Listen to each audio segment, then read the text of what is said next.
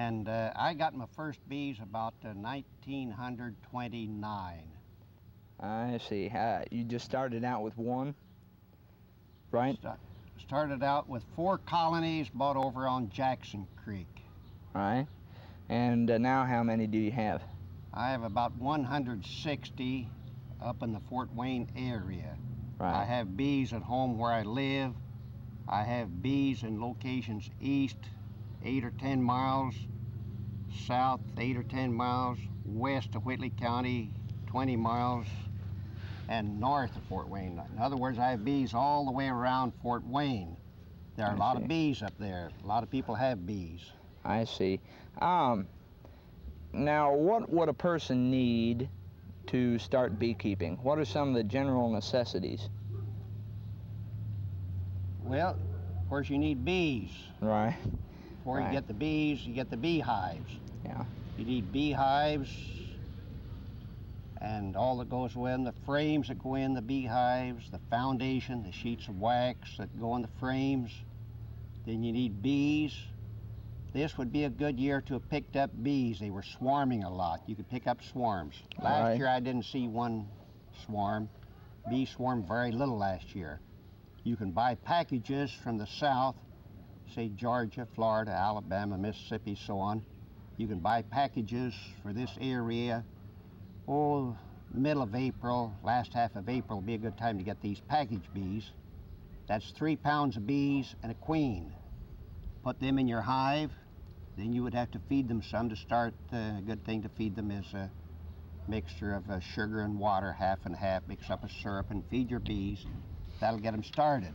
Right. And then when fruit trees and dandelions start blooming, hopefully they'll be able to get nectar to live on and to build up.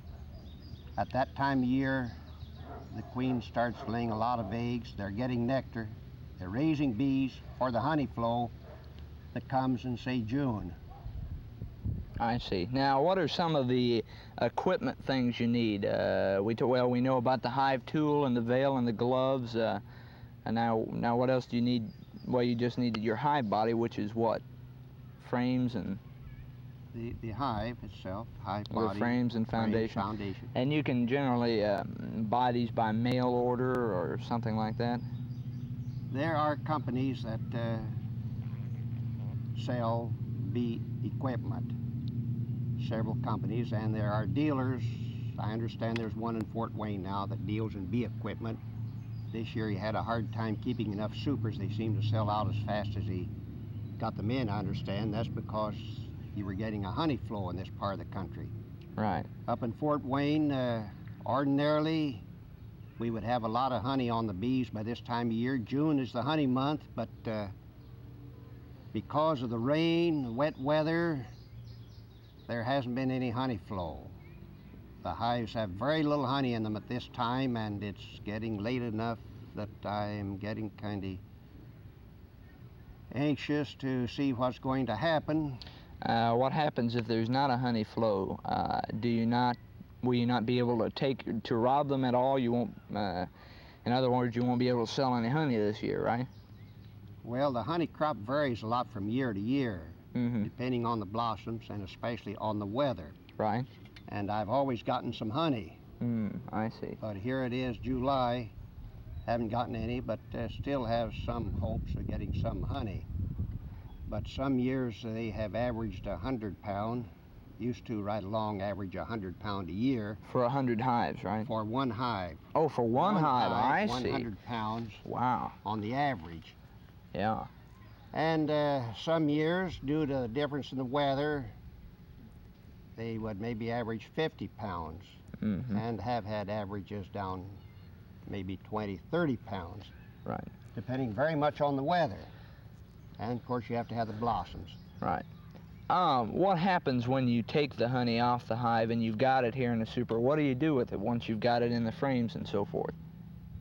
Then you need an extract. Get the honey out of the combs, put them back in the super, save the combs, use them again next year. That's one thing about extracted honey. You can use your same combs year after year. Now, if you're going to produce comb honey, you put on new foundation, new sheet of beeswax, get new combs every year, And then you take the frames out, you lay them down, and you cut that honey out in chunks. Sell honey, beeswax, and all as comb honey. Of course, that's a little more expensive because your wax is used up, and you have to buy new foundation every year. Right. And they won't make as much honey.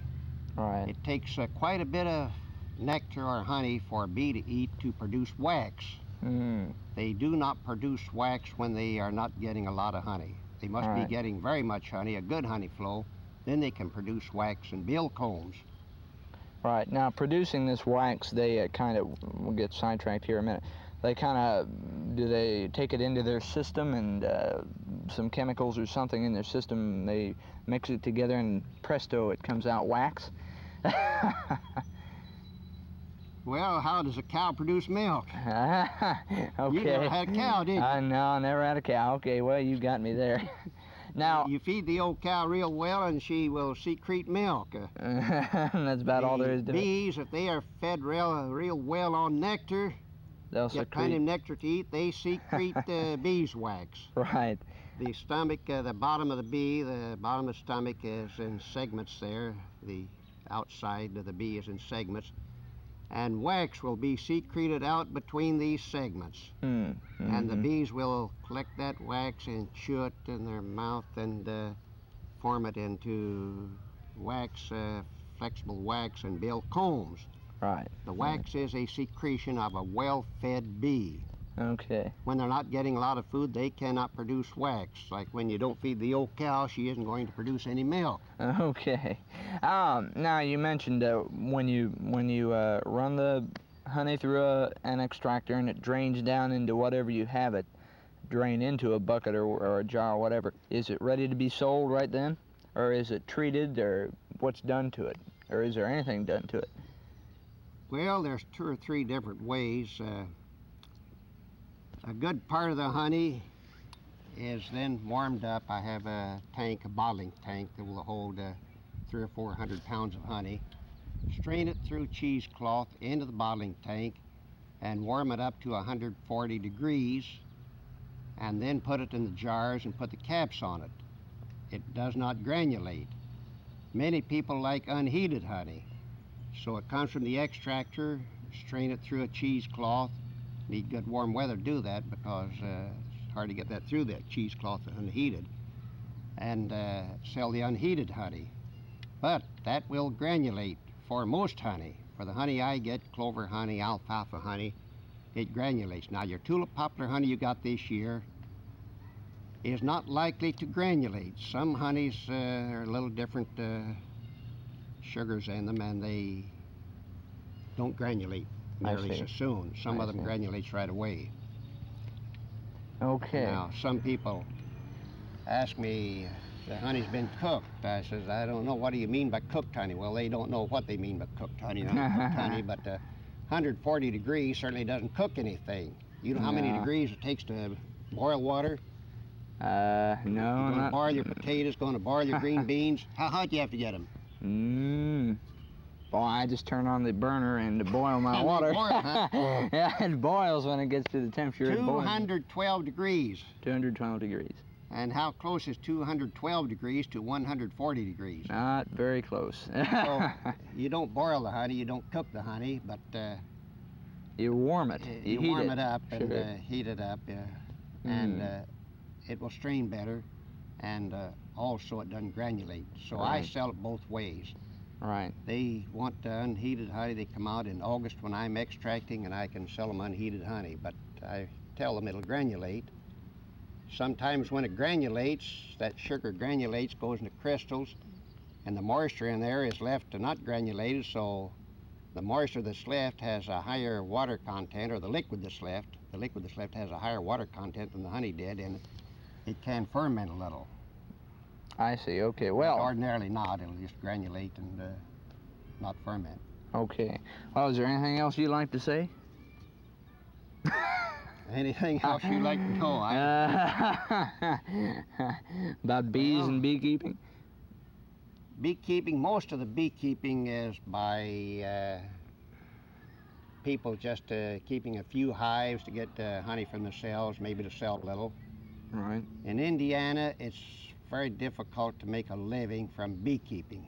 There are a few places if you keep a lot of bees, and especially if you take them to Florida or Texas like a lot of people do in the winter time. Some people, a few in Indiana, do make a living from beekeeping, but I could probably count them on one hand, the number of people that make a living from beekeeping in Indiana. Right. For most people, it's a sideline. Just a hobby, like. More or less a hobby. But it's a hobby that if you work at it and know about the bees, it'll pay for itself. I went to Fort Wayne. I think I mentioned I had these bees in Fort Wayne. Right. I could make 50 cents an hour painting houses in the summertime. I was a school teacher. I thought, gee, I can make that much with bees. So I took up some bees. Second year I had bees up there. They made the best crop of honey I ever saw in 1938. A fellow that had 50, 60 colonies said he sure was glad when winter came and then bees quit making honey. That's the only time I've ever heard anyone say they're glad the bees quit making honey. He got tired of hauling in honey. That was an exceptional year. Right. Okay, Delmas, thank you very much. Yeah, you're on now. Go ahead and start. Well, this is a beehive, honey bees. You can see the bees flying in down here at the entrance. And we want to check in this hive and see what condition the bees are in, see if there's any honey. And we need a smoker. A little smoke will keep the bees down, keep them under control. When you raise the lid up a little, give them a little smoke here, they'll know we're coming. Then we have the inner cover, pry it up, a little more smoke. Now, what does that smoke actually do to them? This smoke causes them to go down and fill up with honey. Because they think there's a fire there in the hive? Because they think there's a fire in the hive? Yes, that disturbs them. They fill up with honey, and when they get their stomach full, they're in a good humor. Yeah. They won't sting so badly, so much when they have their stomach full. Right. Here we have a super with 2, 4, 6, 8, 10 frames. I'll see if I can get a frame out. Okay. And we'll see if they have any honey. This is a hive tool. This is the thing you need to work a hive with. Kind of like a crowbar, isn't it? The parts are glued together with propolis. And when I come up here, I see a frame pretty well filled with honey. Now, what's the white stuff there? This is cappings. Over here, more honey's capped. And in these cells that aren't capped, there's some honey, some nectar there. And notice the bees are clustering on the ones that aren't capped. Right. They're filling up with honey. Right. What about the rest of the super? Is it looking pretty good? Can you tell without going into it in detail, or? They are pretty much like this one, partly filled with honey. Yeah. Usually there's more honey in the center of the super and lesser in the outside frames. Uh-huh. Those are the nice white cappings. Yeah. Now this honey is rather dark honey made from the tulip poplar. Uh-huh. Tulip poplar has yielded nectar very well this year. Right. Indiana, southern Indiana, has a good crop of tulip poplar honey. I live up in northern Indiana where we get mostly clover. And we haven't had a good year up there. Been a very poor year, the poorest year I've seen in 40 years. But they may make some yet. They had a good tulip poplar honey flow down in Kentucky and Tennessee, in the Carolinas and Virginia, all over the southeast where the tulip poplar grows. How long will it be before all the frames are filled there, would you say? I would say the tulip poplar flow is over, the bloom is over. So they'll be putting in what now? What kind of honey will go in there now? And if there's something else that blooms, they may get some more. Well, like clover or something like that? Well, coming this time of year, second crop alfalfa would be the best guess. I see. There is a lot of white Dutch clover around. Uh-huh. Some years white Dutch clover yields. Right.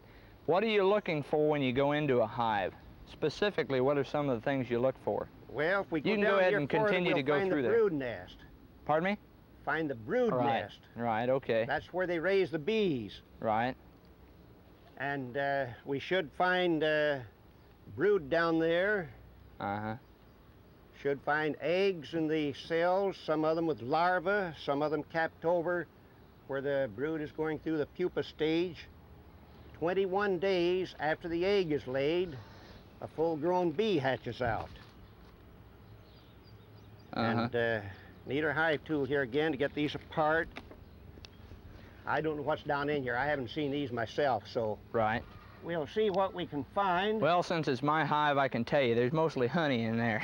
Mostly honey. Yeah, mostly, that's what it's used for. I haven't found much brood in it. These get heavy when they're full of honey. How heavy would you say that one is there? Well, that one's half full. So it's what, about 30, 40 pounds? More like 20 pounds. 20 pounds. How heavy does one get generally? One of these, this size super, would hold 35 pounds of honey. I see. How is that one much lighter there? That one, very little in it.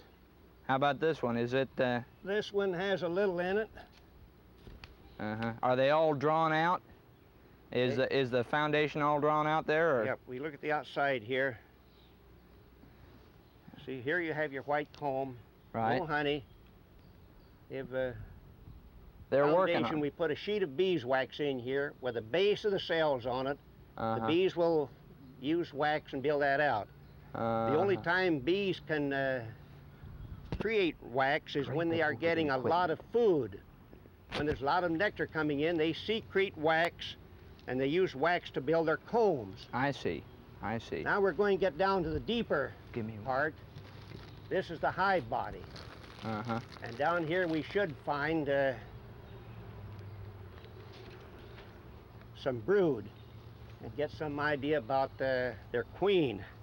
About how many bees, could you estimate how many bees are in a hive like this? Well, I'd say this hive has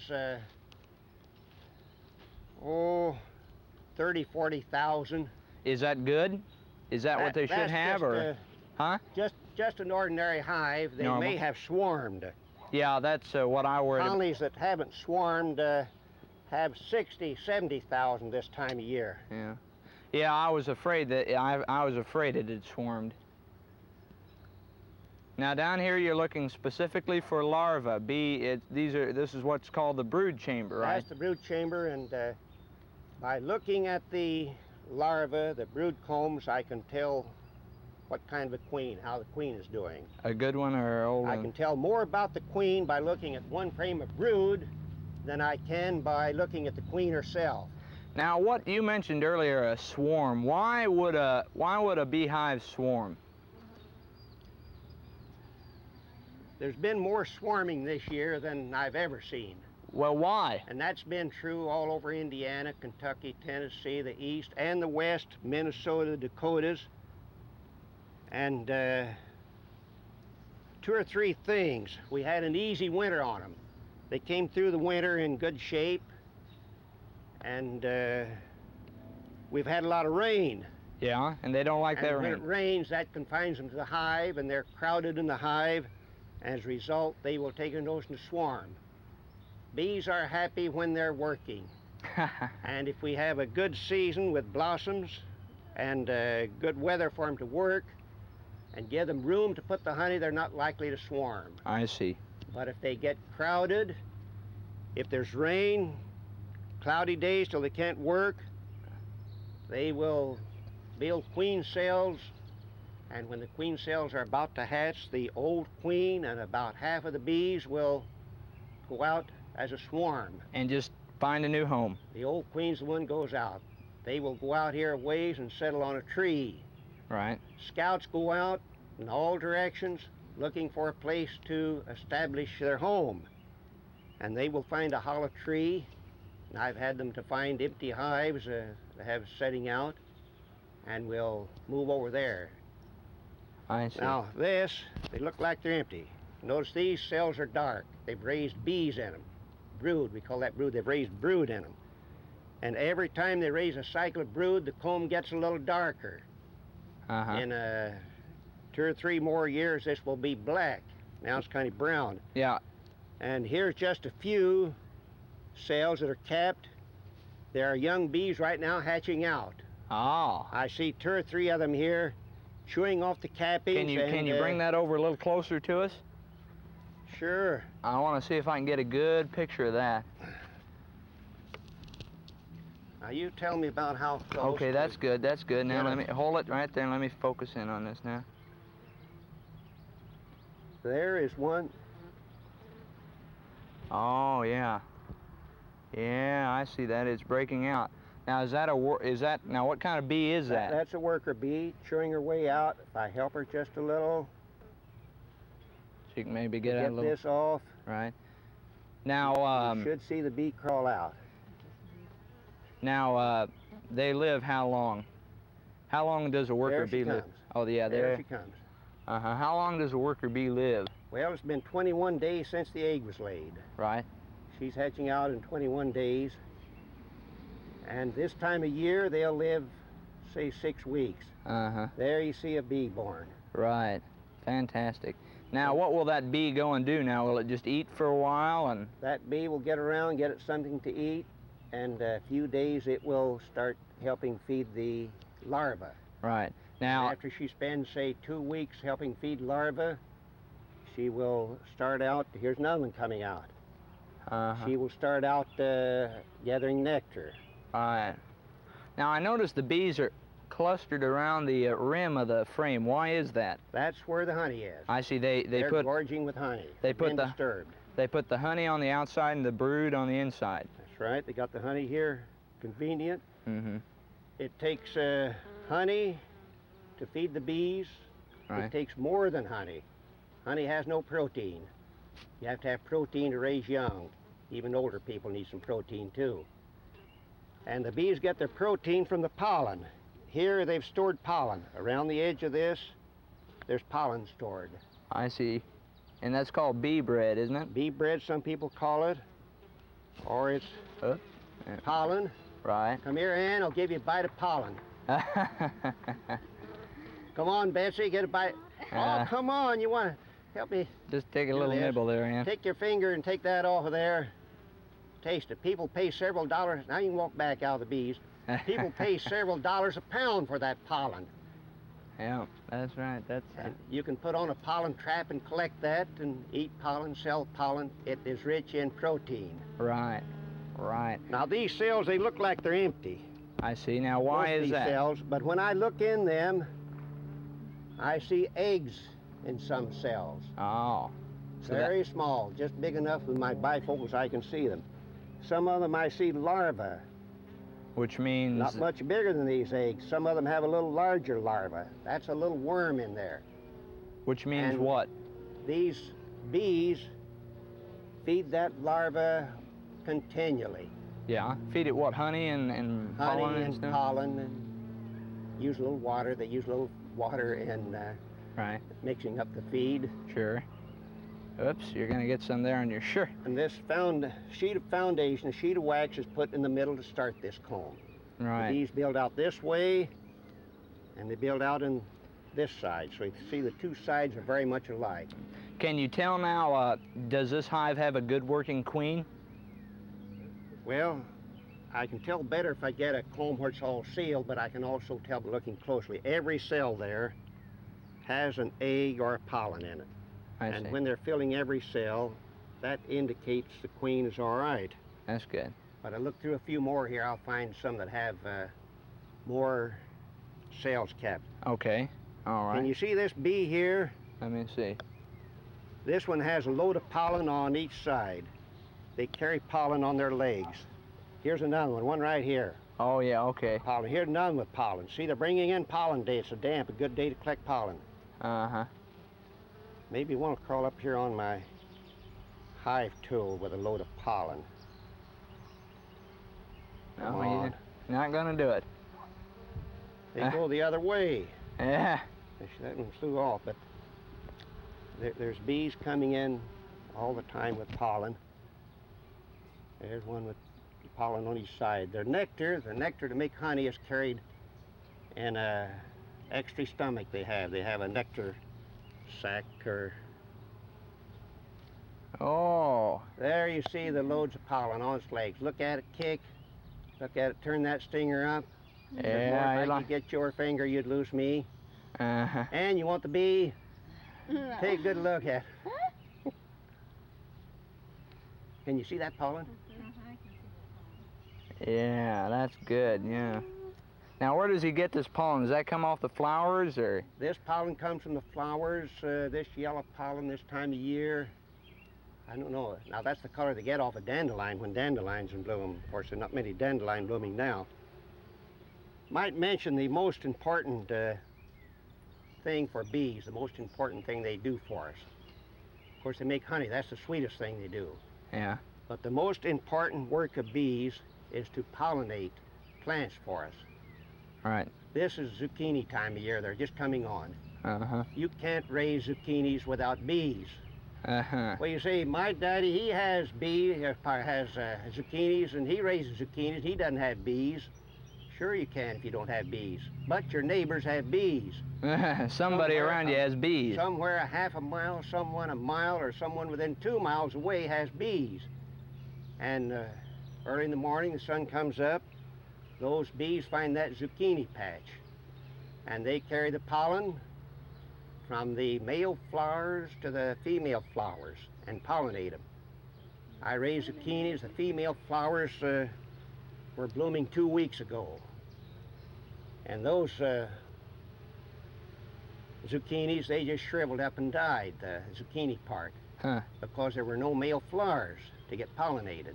Huh. Well, after a week's time, the male flowers bloom out in this variety I have, and every zucchini that comes out and blooms grows and makes a big zucchini. They get pollinated by the bees. You can't raise them without bees. Huh. You ever see the big red apples, red delicious apples? Right. You can't grow them without bees. Huh. When the people went to the state of Washington, they found that a good place to grow apples. They set out red delicious apple trees, acres and acres of them. And those trees bloomed and no apples. Next year they bloomed and no apples. Here in Indiana they put out red delicious and they always bore apples. Well, they found out that red delicious has to be pollinated by some other variety. They cut down a delicious tree here, down here ways, cut down another one, and planted other varieties and brought in bees, and they grew the big red delicious apples you see. Right. They grow them out there by the hundreds of acres, but there's other varieties mixed in. And they got along just fine for many years. DDT was outlawed, and they started using, I believe, 7 to spray their sweet corn. They grow sweet corn in the same area. And when they started using 7, spraying that sweet corn every week, when that touches a bee, it kills it right then. And they sprayed them this week and killed every bee that was out flying over the fields. The next week they sprayed again, killed every bee that was out. And the next week, and they had corn planted at different times, say a week or 2 weeks apart, so there was spraying there a good part of the summer. And by the time the summer was over, the bees were all gone, all killed. And the people, came time for the apples to bloom, no bees to pollinate them. They hauled bees for 1,000 and more than 1,000 miles to those apple orchards to pollinate their apples. Right, that cost them. Got apples. Huh. Another thing, almonds. In the bee magazines, they advertise for bees in California. Bring your bees out in January to pollinate our almonds. They will pay, $20 more or less. For each hive of bees, you move into their almond groves to pollinate their almonds. Huh. Here in this country, your clover seed. You have a field of clover and want to get a seed crop, you must have bees there.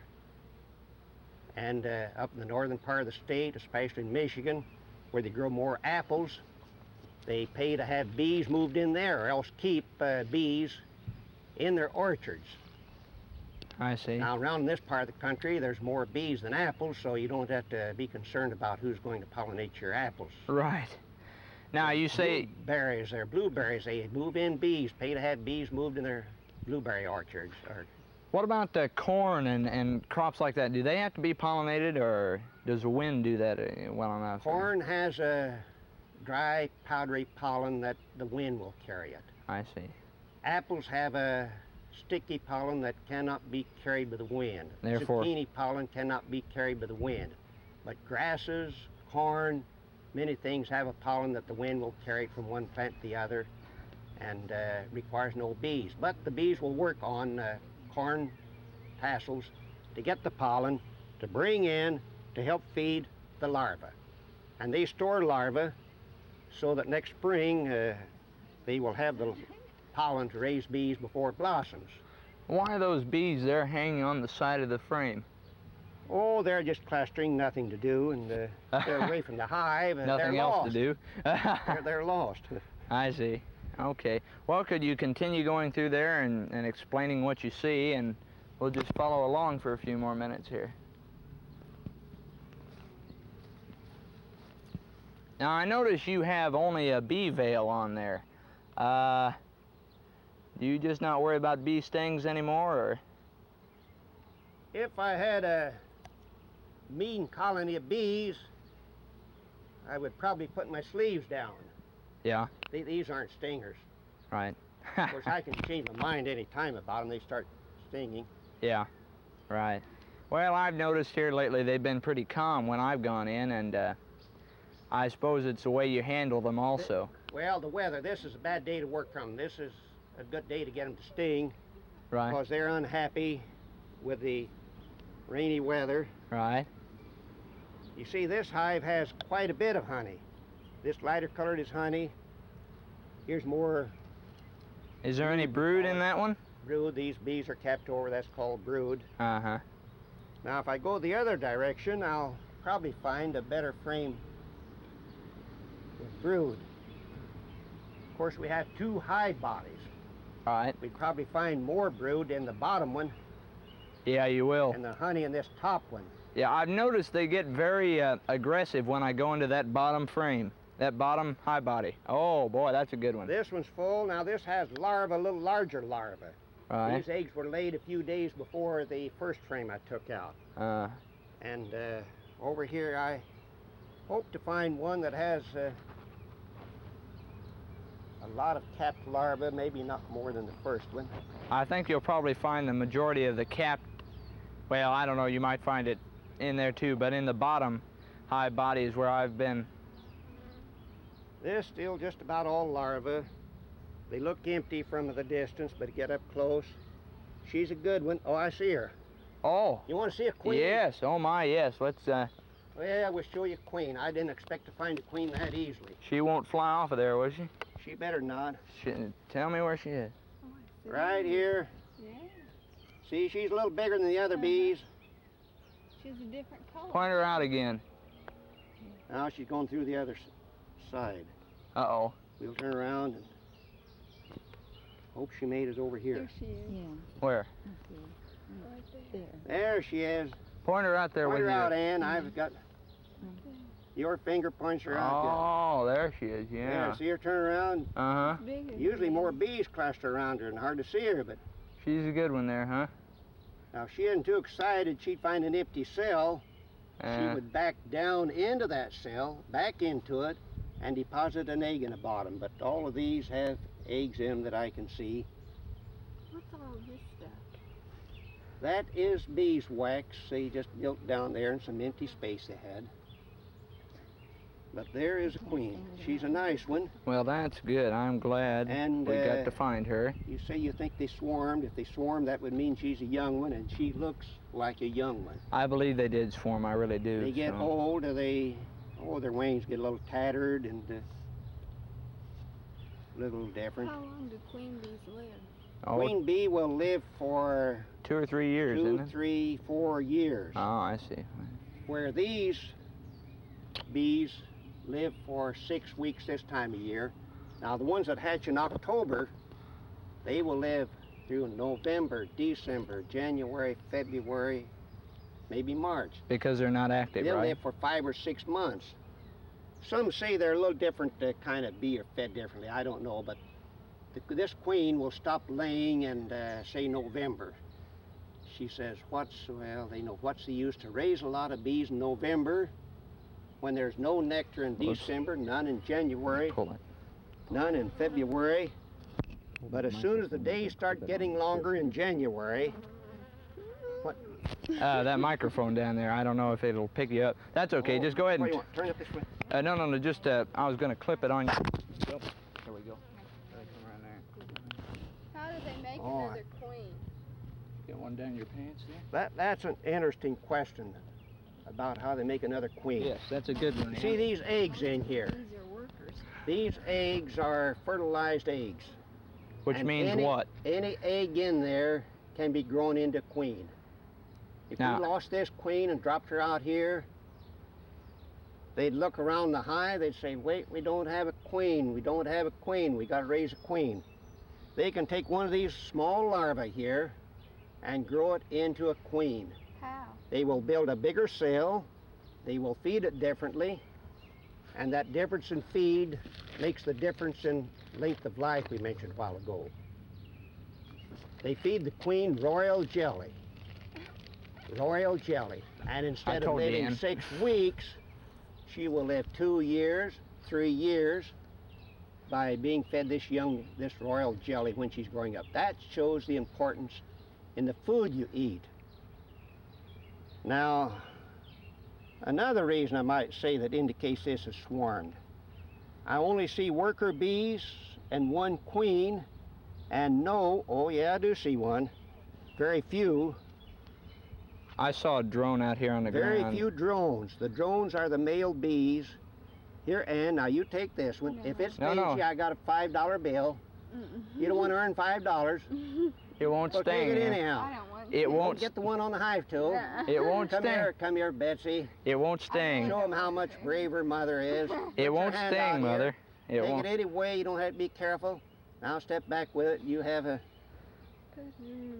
drone bee there in your hand. They don't sting. Well, why It- do they not sting? They have no stinger. That's right. You can Drones play with have them, let only them, one purpose, and that is to mate with a young queen when they raise a young queen. and the other time all they do is eat, right? All they do is eat. Well, He doesn't fly either. That's a. where? Right there on me. They fly. They come out now, every Mother, day. you be careful there. Yeah, get him off. Oh, get back there. Oh, keep him, Mother. All Just in the keep middle him. of the day, they come out and fly. Sun shining, nice day. Yeah. They fly around. I smell it.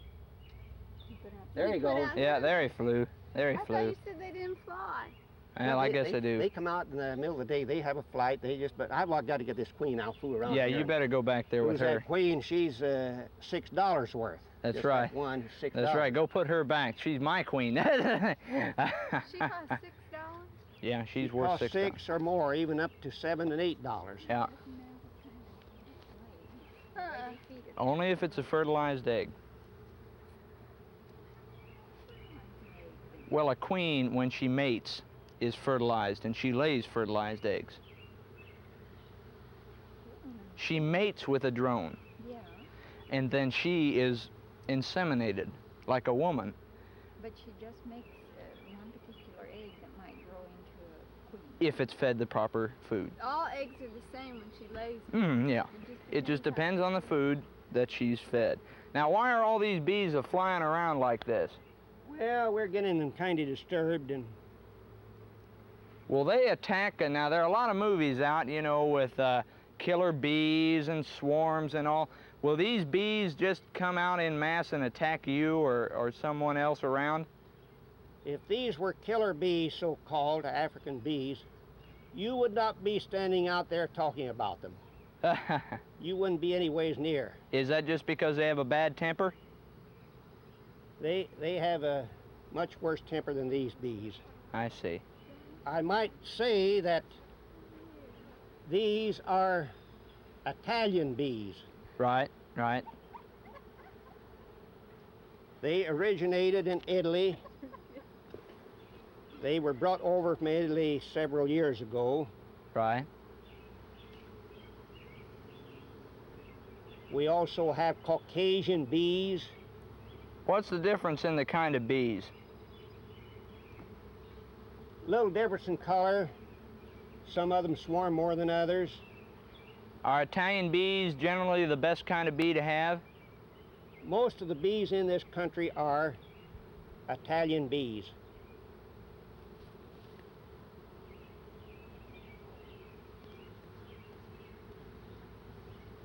We got to get this hive back together. They're getting stirred up quite a bit. Yeah. Now how much, uh-oh, your smoker's out there just about. Now how long did you say it would be before maybe one of those supers is filled up? Might be quite a while, might not get filled up this summer, or? That's right. It depends on availability of nectar. Right, right. Now, assuming one did get filled up, could I rob them? That is, could I take that and extract that honey with no fear of them dying of starvation, or should I go ahead and leave that super on there for them to eat this winter? They would probably have enough honey in these two hive bodies. Safer if you have two hive bodies in a super, then you don't have to be concerned about them. They've had plenty of food. Right. Now, honey will not promote bacteria, will it? No, bacteria won't live in honey. Now, that's just a chemical property of the honey itself, right? That's right, and didn't get one frame down here. It may have come off the edge. Oh, okay.